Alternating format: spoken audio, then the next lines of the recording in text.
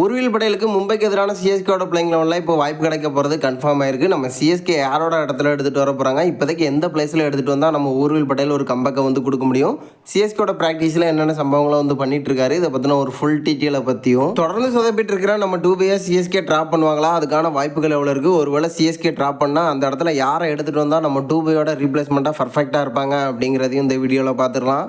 அதுக்கு முன்னாடி சேனலுக்கு புதுசாக இருந்தீங்கன்னா சப்ஸ்கிரைப் பண்ணிக்காங்க. இந்த வீடியோக்கு ஒரு லைக் கொடுக்கலனா லைக்கே கொடுத்துருங்க. ஃபஸ்ட்டு நம்ம டூபே பார்த்துருவோம். எக்கச்சக்கமான ஃபார்மில் T20 வந்து இருந்தார். ஸோ அதே போல் சிஎஸ்கேக்காகவும் பண்ணி கொடுப்பாரு அப்படின்னு எதிர்பார்க்கப்பட்ட நேரத்தில் ஒரு பெரிய ஏமாற்றம். சிஎஸ்கேக்காக தொடர்ந்து பிளேயிங் லெவலில் இருந்தாலும் சொல்கிற அளவுக்கு அவரோட ஃபார்ம் வந்து இல்லை.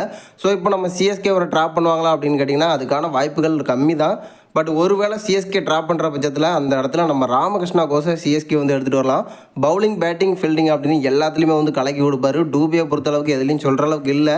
ஸோ இப்போதைக்கு பார்த்தீங்கன்னா பவுலிங் வாய்ப்பு கூட அவருக்கு வந்து கிடைக்கிறதில்ல. நம்ம ராமகிருஷ்ணா கோசை பொறுத்த வரைக்கும் 150க்கு மேலே வந்து ஸ்பீடு பண்ணுவார். அது மட்டும் இல்லை, குறைவான பந்தில் அதிரடி தேவை அப்படின்னா கன்ஃபார்மாக வந்து இவரால் ஆடி கொடுக்க முடியும். டூபைக்கு ஒரு மாற்று வீரர் தேவைப்பட்டால் கன்ஃபார்மாக ராமகிருஷ்ணா கோசை நம்ம சிஎஸ்கே எடுத்துகிட்டு வர்றது ஒரு மிகப்பெரிய பெஸ்ட் ஆப்ஷனாக இருக்கும். பட் சிஎஸ்கே டூபே ட்ராப் பண்ணுவாங்களா அப்படின்னு தெரியல. ட்ராப் பண்ணால் நம்ம ராமகிருஷ்ணா கோசை எடுத்துகிட்டு வந்தாங்க அப்படின்னா பிளேயிங் லெவலில் ஒரு தரமான சம்பவத்தை பண்ணலாம் நம்ம சிஎஸ்கே. அடுத்து நம்ம உருவில் படையில் பார்த்துருவோம். ஐஸ் மாத்திரை இல்லை. ஸோ அந்த இடத்துல யாரை எடுத்துகிட்டு வருவாங்க அப்படிங்கிற ஒரு மிகப்பெரிய எதிர்பார்ப்பு இப்போ உருவில் படையில் எடுத்துகிட்டு வர போகிறது கன்ஃபார்மாக இருக்குது. மும்பைக்கு எதிரான சிஎஸ்கே ப்ராக்டிஸில் எக்கச்சக்கமான 6, அது மட்டும் இல்லாமல் செம ஃபார்மில் வந்து இருக்கிறதுனால நம்ம சிஎஸ்கே வர பிளேயிங் லெவலில் எடுத்துகிட்டு வர போகிறது கன்ஃபார்மாக இருக்குது.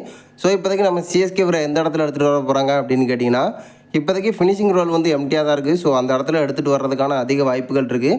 பட் ஆல்ரெடி நம்ம சிஎஸ்கேக்கு 1 டவுனில் இறங்கி அதிரடியான ஆட்டத்தை வெளிப்படுத்தி இருக்கிறதுனால நம்ம சிஎஸ்கே 1 டவுன்லேயும் எடுத்துகிட்டு வர்றதுக்கான அதிக வாய்ப்புகள் இருக்குது. ஸோ இப்போதைக்கு எந்த இடத்துல எடுத்துகிட்டு வந்தால் பெஸ்ட்டாக இருக்கும் அப்படின்னு கேட்டிங்கன்னா ஃபினிஷிங்கில் எடுத்துகிட்டு வந்தால் ஒரு பெஸ்ட்டாக இருக்கும்.